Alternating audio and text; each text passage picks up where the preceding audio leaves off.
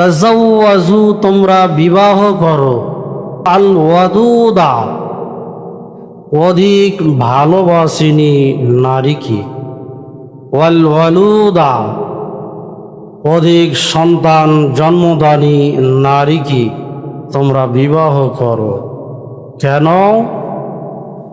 রাসূল সাল্লাল্লাহু আলাইহি ওয়াসাল্লাম বলেন, ফাইন্নী মুকাসিরুম বিকুমুল উমাম, আমি মুহাম্মদ সাল্লাল্লাহু আলাইহি ওয়াসাল্লাম বিচারের মাঠে আমার উম্মত অধিক নিয়ে, অসংখ্য উম্মত, সংখ্যাগরিষ্ঠ উম্মত নিয়ে বিচারের মাঠে আমি গর্ব করব, বিচারের মাঠে আমি গর্ব করব যে আমার উম্মত অসংখ্য, সংখ্যাগরিষ্ঠ